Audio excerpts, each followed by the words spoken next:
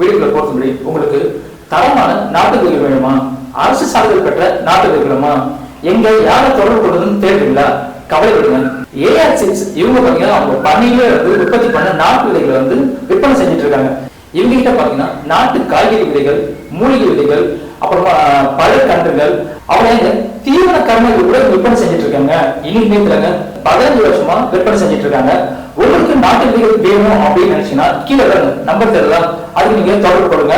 அவங்களே உங்க வீட்டுக்கு அனுப்பிடுவாங்க. ஐயா, நான் மலேசியால இருந்து வந்திருக்கிறேன். சரிங்க. மலேசியால இருந்து. உங்க பேருங்க? ஐயா, என் பேரு தர்மராஜ். சரி. மலேசியால இருந்து வந்திருக்கிறேன்.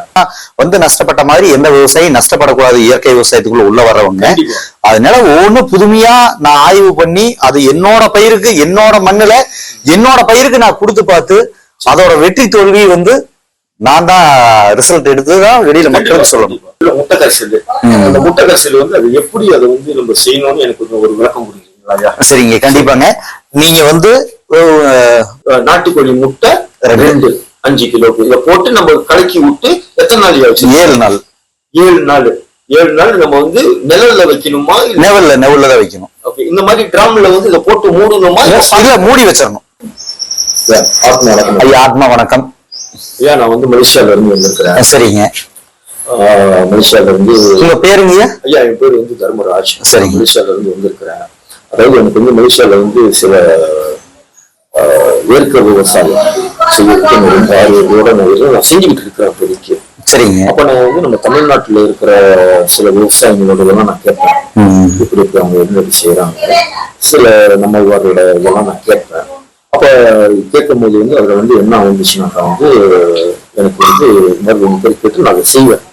அதாவது ரொம்ப கரிசல்கள் நான் செஞ்சுக்கிட்டு இருக்கிறேன். அப்போ இப்ப இடகாலத்துல என்னன்னாக்கா ஒரு சில வீடியோங்கள்ல ஒரு தவறான கரிசல்னு சொல்றதோட கரிசல் செய்யறாங்க. அதாவது ஒரு வீடியோல நான் பேர் சொல்ல எனக்கு விருப்பம் இல்லை. நாமக்கல் ஒருவருக்கு சில கரிசல்கள்லாம் சொல்றாரு. சோ அதையும் நான் ஆய்வு பண்ணி பார்க்கும்போது இது தவறுன்னு எனக்கு தோணுது. தவறுன்னு தோணும் போது அப்புறம் கரெக்டா சரின்னு சொல்லிட்டு உங்க வீடியோவை நான் பார்த்தேன். இல்ல, தவறுன்னு உங்களுக்கு எப்படி தோணுச்சு? எதனால தவறுன்னு எப்படி தோணுதுனாக்கா சில விஷயங்கள் உன்னிப்பா சொல்றாங்கன்னா அதை ப்ரூஃப் பண்ண மாட்டேங்கிறாங்க. ப்ரூஃப் பண்ணலன்னா அதை ஒன்ன பார்த்துட்டு ப்ரூஃப் பண்ணும்போது அது அதாவது எக்ஸ்பீரியன்ஸ் டேட்டு சில விஷயங்கள் உன்னிப்பா அதை சொல்லுங்கும் போது அது கொஞ்சம் அது ஒரு தவறுதலான்னு எனக்கு தோணுது. ஏன்னா நான் இயற்கை விவசாயத்துல அது ஈடுபாடு இருக்கிறதுனாலதான் எனக்கு அதை நான் யூகிக்க முடியுது. இல்லாட்டின்னு அதை சும்மா நான் வாங்கி போக முடியாது. சோ அந்த மாதிரி ஒரு புரிதல் எனக்கு கிடைக்காதனால நான் பேர் சொல்ல எனக்கு விருப்பம் இல்லை. நம்ம மற்றவங்க யாரையும் நம்ம குறை சொல்லக்கூடாது. கண்டிப்பா. பிடிக்கலன்னா நம்ம அதை ஒதுங்கிக்கணும். கண்டிப்பா. என்ன சொல்றீங்க? பிடிச்சா நம்ம போய் பார்த்துக்கலாம். அப்ப உங்களுக்கு நான் நாமக்கல்னாக்கா இப்ப நீங்க தமிழ்நாட்டுல இருக்கீங்க, உங்களுக்கு தெரியும். வேணா அவங்க பார்த்தது இல்லை, ஒன்றும் இல்லை. யூடியூப் மூலியமா தான். அதே மாதிரி ஒரு அப்ப சரியா எனக்கு ஒரு தகவல் கிடைக்கல.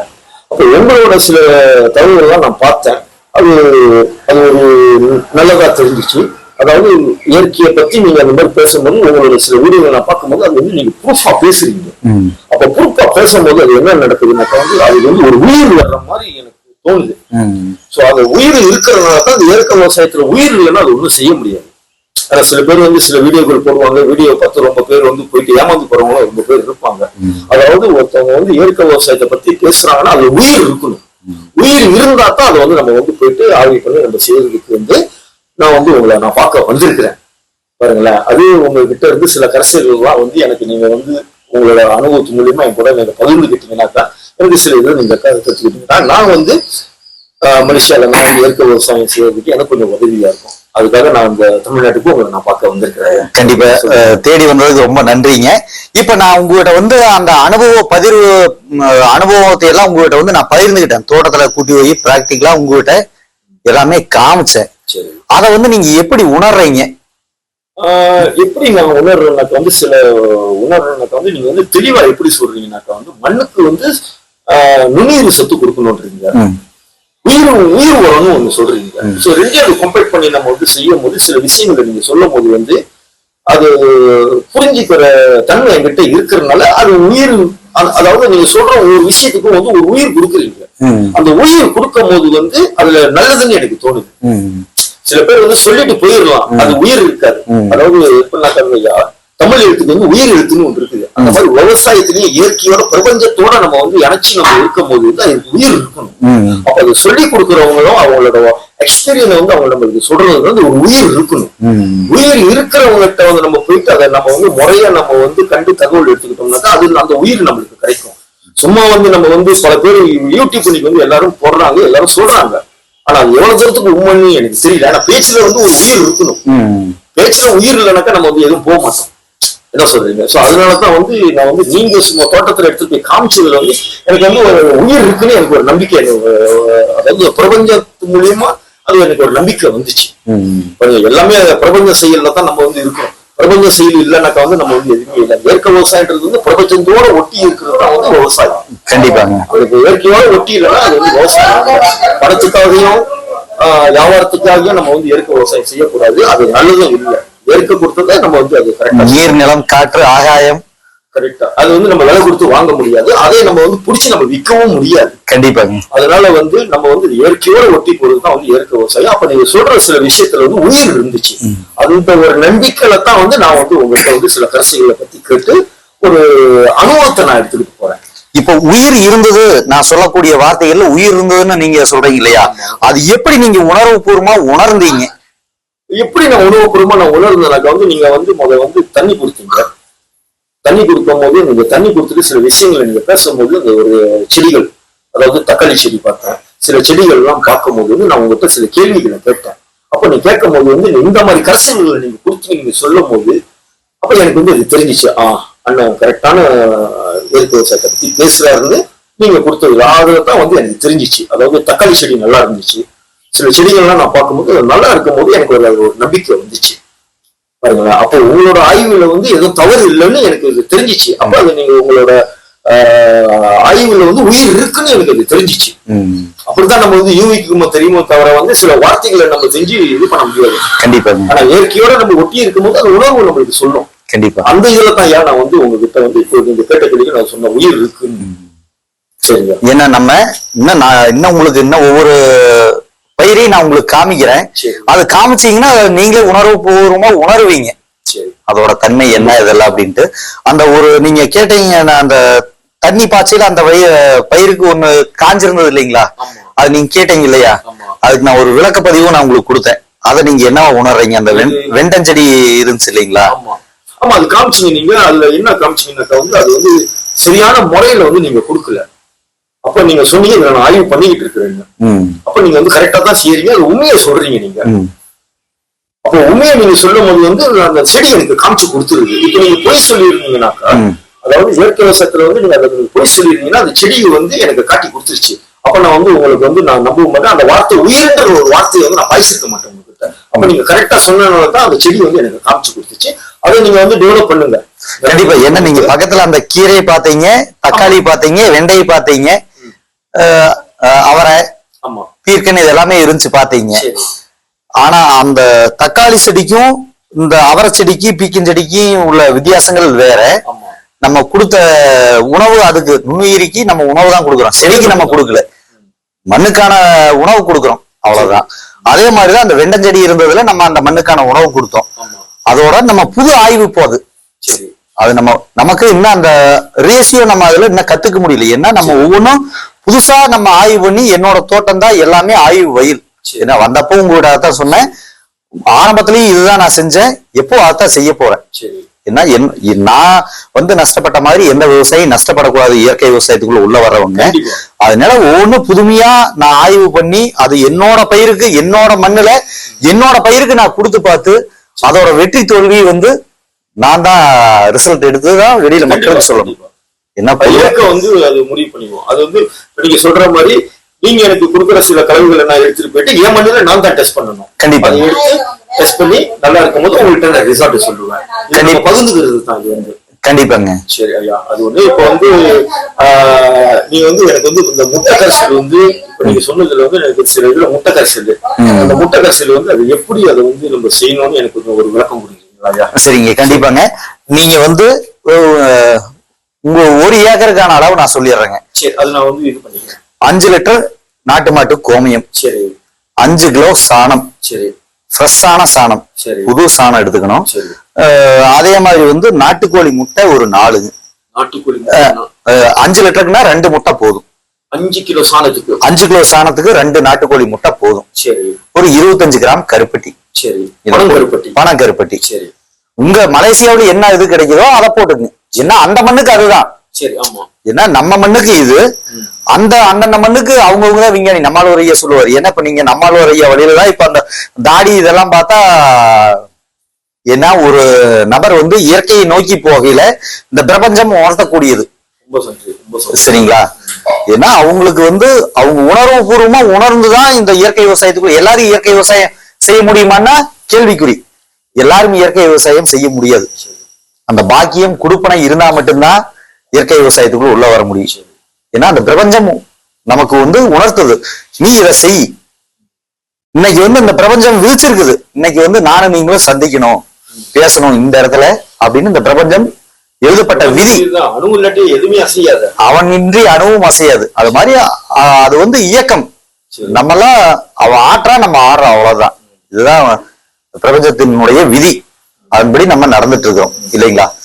அப்போ அது மாதிரி ஒவ்வொரு மண்ணும் ஒவ்வொரு தன்மையில் இருக்கும். அந்த மண்ணுக்கானது நம்ம தான் ஆய்வு பண்ணணும். ஏன்னா இப்ப உங்க மலேசியாவில் இருக்கிற மண்ணுக்கு நான் வந்து விஞ்ஞானி கிடையாதுங்க. என்னோட மண்ணுக்கு நான் விஞ்ஞானி, உங்க மண்ணுக்கு நீங்க தான் விஞ்ஞானி. ஏன்னா அந்த பயிர்களுக்கு நீங்க தான் ஒவ்வொன்றும் கொடுத்து பார்த்து அந்த மண்ணோட தன்மை, பயிரினுடைய வளர்ச்சி இதெல்லாம் சொன்னாதான் எனக்கு அனுபவம். ஒரு விவசாயி யாருக்கும் பயிற்சி கொடுக்க முடியாது. அனுபவ ஆலோசனைகள் மட்டும்தான். என்னோட மண்ணுல அது நான் ஏத்துக்கிறேன். அது கண்டிப்பா யாரு எந்த ஒரு விவசாயம் வந்து பயிற்சி கொடுக்க முடியாது. பயிற்சி கொடுக்குற அளவுக்கு அவங்க வந்து எப்படி சொல்றதுன்னு எனக்கு தெரியல. அவங்க நிலத்துல நாங்க 2 மணி நேரத்துல செய்யும் போது வந்து இந்த மண்ணுக்கு வேற மாதிரி இருக்கும், அந்த மண்ணுக்கு வேற மாதிரி இருக்கும். அதே மண்ணுக்கு வந்து 2 பொருள் கலவையை கொடுத்தாலும் வேலை செய்யாது. அந்தந்த மண்ணுக்கு அந்தந்த கலவையை சொன்னா அப்ப நம்ம வந்து எவ்வளவு பற்றோட இயற்கையோட நம்ம இருக்கிறோமோ அது வேற மாதிரி அது மாதிரி போய்கிட்டு இருக்குது. அது எப்படி சொல்றதுன்னு தெரியல. அது அனுபவத்துலதான் அது வந்து போய்கிட்டு இருக்குது. நீங்க சொன்ன மாதிரி என் நிலத்துல இருக்கிற இதை வந்து இப்ப நானே வந்து சில பேருக்கு இந்த பொருள் கொடுத்தனா சில பேர் சொல்லுவாங்க இது ஏன் வேலை செய்ய மாட்டேங்குது, வேலை செய்ய மாட்டேங்குது. அப்ப நான் அதை சொல்லுவேன், நான் வந்து குரு வாத்தியார் இல்ல, எனக்கு பாய்ச்சதே என்னோட இதை நான் பாய்ச்சேன், என் மண்ணுல நல்லா இருந்துச்சு, நீங்க போயிட்டு ஆய்வு செஞ்சுக்கோங்க எப்படி வேலை செய்யுதுன்னு. நீங்க அதை வந்து மண்ணை வந்து நீங்க நேசிக்கணும். நேசிச்சாதான் உங்களுக்கு அந்த பிரபஞ்சம் வந்து உங்களுக்கு வயசு செய்யும். எனக்கு அதுல ஒரு நம்பிக்கை இருக்குது. கண்டிப்பாங்க. சொல்லுங்க. அதனால வந்து இதுதான் என்ன, ஒவ்வொருத்தரும் ஒரு விவசாயிக்கு ஆலோசனை மட்டுமே கொடுக்க முடியுமே தவிர பயிற்சி எந்த காலத்திலயும் யாரும் கொடுக்க முடியாது. சரிங்களா? இது வந்து நான் ஆணித்தரமா சொல்லுவேன். ஏன்னா விவசாயிகள் இன்னைக்கு ஒரு சில விவசாயிகள் வந்து நான் பயிற்சி கொடுக்குறேன், அனுபவ விவசாயி அப்படின்லாம் பயிற்சி கொடுக்குறேன்லாம் கொடுத்துட்டு இருக்காங்க. அது மாதிரி எந்த விவசாயிகளும் போய் நம்பி ஏமாறக்கூடாதுங்க. ஏன்னா அது என்னோட தாழ்மையான வேண்டுகோள் எல்லா விவசாயிகளுக்கும். ஏன்னா ஒவ்வொரு விவசாயியும் ஒரு ஆலோசனை மட்டுமே கொடுக்க முடியுமே தவிர உங்களுக்கு ஒரு அனுபவங்கள் இருக்கும், எனக்கு ஒரு அனுபவங்கள் இருக்கும். இது நம்ம வெறும் பேசணும்னா ஒரு புரிதல் ஏற்படும். இதுதான் நடக்குமே தவிர பயிற்சி யாரும் எந்த காலத்திலையும் கொடுக்க முடியாது. இது உறுதிப்பட நான் சொல்றேங்க. அதனால எந்த விவசாயியும் யாருக்கிட்டையும் பயிற்சின்னு போய் ஏமாறக்கூடாது. இதுக்காக வந்து பல ஆயிரக்கணக்கில் செலவு பண்ணி ஏமாந்துடக்கூடாதுன்னு என்னோட தாழ்மையான வேண்டுகோள். ஏன்னா நீங்களும் ஒரு சில ஆலோசனை எல்லாம் கேட்டுக்கிறேன், அது மாதிரி பயன்படுத்தின வரலின்லாம் நீங்க சொன்னீங்க.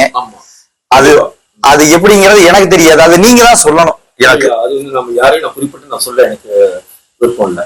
அது வந்து இப்ப நான் உங்ககிட்ட அதை நான் கேட்கிறேன் பாருங்க. ஏன்னா நம்ம யாரையும் நம்ம வந்து குறை சொல்ல முடியாது. தெரிஞ்சுக்கிட்டவங்க வந்து இப்போ நான் யாரை சொல்றேன்னு உங்களுக்கும் புரியும். நீங்க ஒரு தமிழ்நாட்டில் பேசுறீங்க, உங்களுக்கு புரிஞ்சிருக்கும் யாரு என்ன. ஏன்னா எல்லாரும் பேசுவாங்க, ஆனா கரெக்டா அதை சொன்ன மாதிரி எந்த ஒரு சொல்லுலயும் சரி செயல்லையும் அது ஒரு உயிர் இருக்கணும். உயிர் இருந்தாதான் அதை நம்ம இது அது எப்படின்னு என்னால உணர முடிஞ்சனால தான் அது உங்களை வந்து நான் பார்த்தேன். கண்டிப்பா. சரியா? வேற ஒண்ணும் இல்ல. இந்த முட்டை கரிசல் வந்து சொன்னீங்க, இதை பாத்தீங்க, இதை பார்க்க முடியும். உங்களுக்கு எப்படி தோணுது? ஐயா நீங்க இதை நீங்க வந்து அது ஒரு நல்ல வாசம் மனமா இருக்குது. இதை நீங்க செஞ்சது இதை நான் போயிட்டு மலேசியால வந்து நான் செய்யணும். செஞ்ச பிறகுதான் வந்து இந்த மனமோ நான் செஞ்ச மனமோ வந்து கரெக்டா இருக்கான்னு நான் பார்க்கணும். பாருங்களேன். கண்டிப்பாங்க. இந்த மனம் இப்ப நான் மனத்தை நான் எடுத்துக்கிட்டேன். நீங்க சொன்ன மாதிரி 5 கிலோ மாட்டு சாணம், நாட்டு மாட்டு சாணம் 5 கிலோ, 5 லிட்டர் நாட்டு மாட்டு சாணம் கோமியம், 25 கிராம் பனங்கருப்பட்டி, பனங்கருப்பட்டி மந்தம், வெள்ளம் மந்தம் வந்து வெள்ளை பனங்கருப்பட்டி 25 கிராம். அப்புறம் அவ்வளவுதானையா? அவ்வளவுதான். நாட்டுக்கோழி முட்டை 2 5 கிலோக்கு. இதை போட்டு நம்ம கலக்கி விட்டு எத்தனை நாள் ஆச்சு? 7 நாள். 7 நாள். 7 நாள் நம்ம வந்து நிழல்ல வைக்கணுமா? நெவல்ல தான் வைக்கணும். ஓகே. இந்த மாதிரி ட்ரம்ல வந்து இதை போட்டு மூடணுமா? இல்ல மூடி வச்சிடணும். மூடி வச்சிடணும், காத்து போகாத அளவு. ஆமாங்க. ஏன்னா நீங்க தினமும் களை கூடணும். சரி. அதனால களை கூட்டிங்கன்னா மட்டும்தான் அது நல்லா இருக்கும். அப்ப டெய்லி காலையிலயும் சாயந்தரமும் நம்ம வந்து களை கூடணும். ஏன்னா இதுல மீத்தேன் கேஸ் இருக்கும். அதுல இருக்கும். சரி. அது வந்து டைல்யூட் ஆகணும். அதுக்காக நம்ம களை வலது புறம் வந்து எத்தனை தடவை இருக்குதா? எவ்வளவு ஏதோ கிண்டணும்? ஒரு 20-30 தடவை களை கொடுங்க. வலது பக்கம். இடது பக்கம் வேணாம். வலது பக்கம் மட்டும் ஒரு 20 தடவை 30 தடவை கலக்கி விட்டுட்டு டெய்லி காலையிலயும் மாலையிலயும். ஆமாங்க. கலக்கி விட்டு ஒரு 7 நாள் வச்சிருக்கணும். 7 நாளைக்கு முடிஞ்ச பிறகு நம்ம வந்து பாய்க்கலாம், பயன்படுத்திக்கலாம். அது எப்படி நம்ம பாய்க்கலாம்? அதுக்கு தகுந்த மாதிரி ரேஷியோ இல்லையா? பயிர்களுக்கு தகுந்த மாதிரிங்க. சின்ன பயிர்னா ஒரு 100 மில்லி, ஒரு 10 நாள் பயிர்னா ஒரு 100 மில்லி. ஓகே. 20 நாளத்த பயிர்னா ஒரு 300 மில்லி போட்டுக்கலாம். சரி. ஒரு 30 நாள் பயிர்னா ஒரு 1/2 லிட்டர் போட்டு நம்ம கொடுத்துக்கலாம். இது வந்து நல்லா இருக்கும். 10 லிட்டர்ல 10 லிட்டர் நம்ம வந்து மண்ணுக்கு கொடுக்கணுமா? இல்ல மண்ணுக்கும் கொடுக்கலாம், இலை வழியாவும் ஸ்ப்ரே பண்ணலாங்க. கொடுத்துட்டு நம்ம விட்டுடலாம். ஆமாங்க. சரி, நல்லா இருக்குங்க. சரி, ஆனா இதை போயிட்டு நான் இதை செஞ்சு இந்த ரிசல்ட் உங்களுக்கு நான் சொல்றேன். கண்டிப்பா. பார்த்ததுல எனக்கு ரொம்ப சந்தோஷம், ரொம்ப மகிழ்ச்சிங்க. உங்கள்கிட்ட மீண்டும் வந்து நீங்க வந்து சில கஷ்டங்கள் இருந்துச்சுன்னாக்கா நீங்க என்கிட்ட சொல்லுங்க. கண்டிப்பா. நம்ம எல்லாமே நம்ம இன்னும் மீண்டும் நாளைக்கு நம்ம தோட்டத்தை எல்லாம் பார்த்து முழுமையா ஆய்வு பண்ணி பாருங்க. பார்த்துட்டு எல்லா விளக்கங்களும் உங்களுக்கு சொல்றேங்க. ஆத்ம நமஸ்காரம். நமஸ்காரங்க. நன்றிங்க. 100 மில்லி 2 ஷாம்பு பேக்கெட் போட்டு மிக்ஸ் பண்ணி அது கூட வந்து எப்படின்னா சுண்ணாம்பு தூள் வந்து ஒரு